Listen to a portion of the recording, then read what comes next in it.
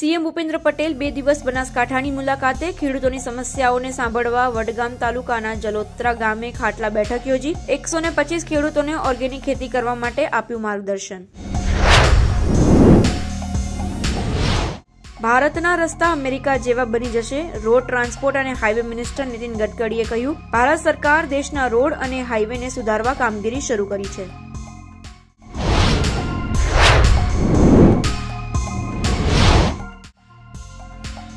અમદાવાદમાં મિલકત મામલે 2 ભાઈઓ વચ્ચે થઈ ટકરાર, નાના ભાઈએ ફાયરિંગ કરી મોટા ભાઈને મારી નાખવાની આપી ધમકી।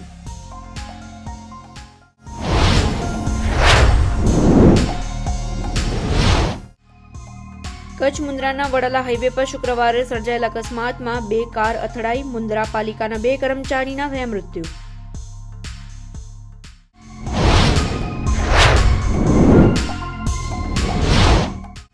ગુજરાતના કૃષિ મંત્રી રાઘવજી પટેલને મોડી રાત્રે આવ્યો બ્રેઇન સ્ટ્રોક, તબિયત બગડતા હોસ્પિટલ ખસેડાયા। મુખ્યમંત્રી ભૂપેન્દ્ર પટેલે ડોક્ટર સાથે કરી હતી વાતચીત।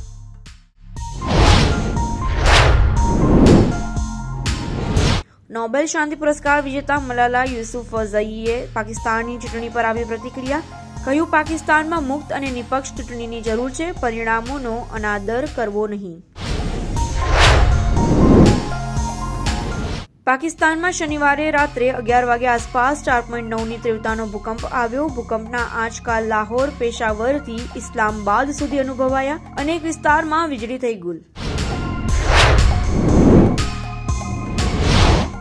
હૈદરાબાદમાં 8 થી 11 ફેબ્રુઆરી દરમિયાન 5મી નેશનલ માસ્ટર્સ એથ્લેટિક્સ ચેમ્પિયનશિપનું આયોજન કરાયું। હરિયાણાના 107 વર્ષની દાદી રામબાઈએ જીત્યા 2 ગોલ્ડ મેડલ।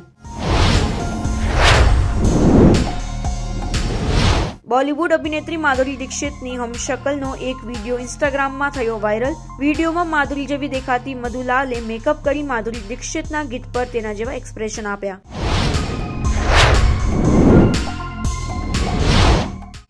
અભિનેતા મિથુન ચક્રવર્તીને આવ્યો બ્રેઇન સ્ટ્રોક। સ્ટાર મિથુન ચક્રવર્તીને આજે શનિવારે સવારે હોસ્પિટલમાં કરાયા દાખલ। ડોક્ટરે તબિયત વિશે આપી માહિતી।